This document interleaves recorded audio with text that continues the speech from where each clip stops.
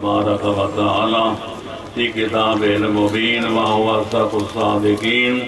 بسم اللہ الرحمن الرحیم وما خلقت الجن والانس الا لیعبدون صلوات پڑھے محمد والے محمد اللہم صلی اللہ خالق کائنات و مالک موجودات و ممکنات کے فرمان واجب الاحترام کا مطلب خیر ترجمہ یہ ہے کہ خالق اکبر اعلان فرما رہا ہے کہ میں نے جنوں اور انسانوں کو جو پیدا کیے تو اپنی محض عبادت کے لیے حضرت امام حسین علیہ السلام اس کی تفسیر میں فرماتے ہیں لیعرفون میں نے جنوں اور انسانوں کو پیدا کیا ہے تاکہ پہلے میری معرفت حاصل کریں اور پھر جب معرفت حاصل ہو جائے تو میری عبادت بجا لائیں۔ اب دیکھنا یہ ہے علیم بھی ہے اللہ، علیم بھی ہے اور حکیم بھی ہے۔ علیم اتنا ہے کہ کائنات کا کوئی ذرہ اس کے علم سے باہر نہیں ہے، حکیم اتنا اس کا کوئی قول و فعل حکمت و مصلحت سے خالی نہیں ہے۔ تو خالق اکبر نے عبادت کے لیے ہمیں پیدا کیا ہے۔ دیکھنا یہ ہے کہ عبادت کا صحیح مفہوم کیا ہے۔ کچھ لوگ کہتے تھے نماز پڑھنا عبادت، کوئی کہتے ہیں روزہ رکھنا عبادت، کوئی کہتے ہیں حج بیت اللہ ادا کرنا عبادت۔ میں عرض کروں گا یقیناً یہ عبادت کے افراد ہیں، لیکن مکمل عبادت کیا ہے؟ آل محمد کے علوم کا پڑھا جائے، مفسرین قرآن کے تفسیرات کو دیکھا جائے تو یہ واضح ہوتا ہے کہ ماہ سے لے کر لاہ تک تھوڑی زندگی، اجتماعی زندگی، انفرادی زندگی، حاکمانہ زندگی، محکومانہ زندگی اللہ کے قرآن اور پیغمبر خاتم کے فرمان کے مطابق گزارنے کا نام عبادت ہے۔ لہذا جو اپنی زندگی اللہ کے قرآن کی روشنی میں اور پیغمبر اسلام صلی اللہ علیہ وآلہ وسلم کے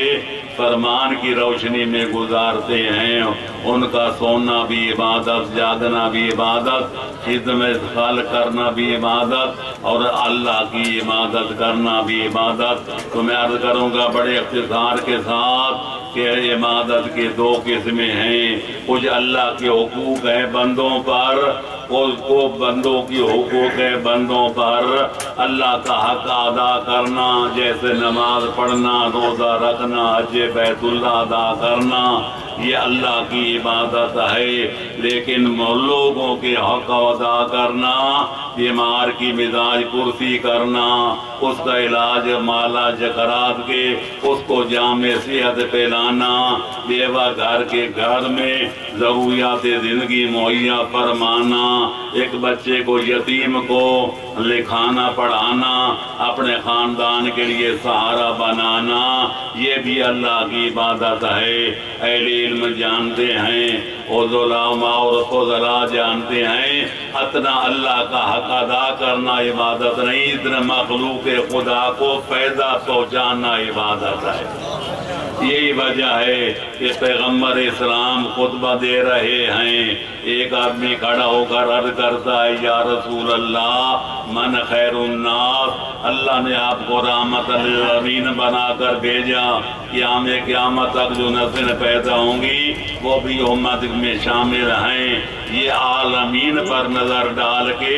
ہمیں فرمائیں کہ پورے عالمین میں سارے اچھے لوگوں سے بڑھ کر اچھا بندہ کون ہے؟ تو فرمایا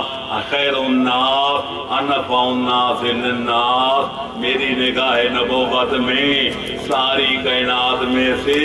سب سے زیادہ اچھا بندہ وہ ہے جو سب سے بڑھ کر اللہ کے بندوں کو فائدہ پہنچائے۔ حیدر قرار سلونی کا دعویٰ فرماتے ہیں، کوئی آدمی عرض کرتا ہے مولا یہ فرمائیں دنیا میں دو قسم کے لوگ رہتے ہیں، کچھ اچھے ہیں کوئی برے ہیں، تمام برے لوگوں سے بڑھ کر برا بندہ کون ہے؟ تو جناب امیر المومنین نے فوراً فرمایا شر الناس اضر الناس للناس، فرمایا بدترین خلائق وہ ہے جو سب سے بڑھ کر اللہ کے بندوں کو اذیت پہنچائے۔ تو معلوم ہوا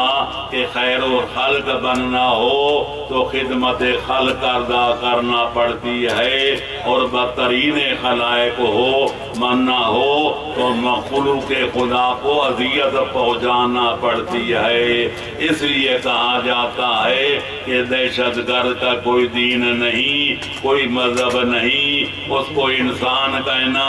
انسانیت کی توہین ہے، اس کو مسلمان کہنا مسلم کی توہین ہے، اس کو سنی شیعہ کہنا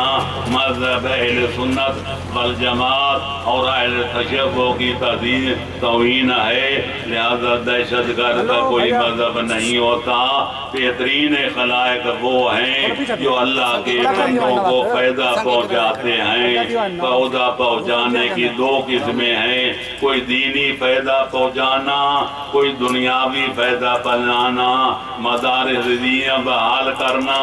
کھولنا یہ دینی فائدہ ہے، اسپتال بنانا یہ دنیاوی فائدہ ہے، یعنی دنیا کی لوگوں کی جان بچانے کی کوشش کی جاتی ہے۔ تو پیغمبر اکرم کے فرمان کے مطابق جو مسجد بناتے ہیں، جو امام بارگاہ بناتے ہیں، اور جو اپنا اسپتال بناتے ہیں، اور ایک حصے میں خیریہ جاری فرماتے ہیں، پیغمبر اکرم نے فرمایا من سن سنتن حسنہ فلہ اجرھا وارجل من عمل بہا من غیر ان ينقص من اجورہم شیء۔ فرمایا جو اچھی بات کی بنیاد رکھ جائے، جب تک لوگ اس سے فائدہ اٹھاتے رہیں گے اس کے نام اعمال میں برابر اضافہ تو رہے گا، جب بغیر اس کے کہ عمل کرنے والوں کی اجر و ثواب میں کوئی کمی واقع ہو، اور جو بری سنت قائم کر جائے، کسی بری کام کی بنیاد رکھ جائے، جب تک برا کام لوگ کرتے رہیں گے ان کے وزر و وبال کے برابر اس کے وزر و وبال میں اضافہ ہوتا رہے گا، بغیر اس کے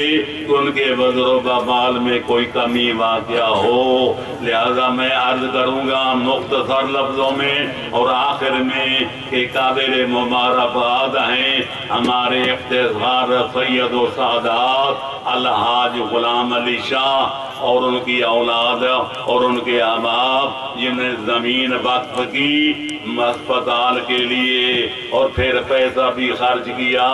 اس اسپتال کے لیے جس کا نام اسپتال زین العابدین ہے۔ انشاءاللہ امام زمانہ امام زین العابدین کے نام کی برکت سے یہ قیامت تک اسپتال قائم رہے گا۔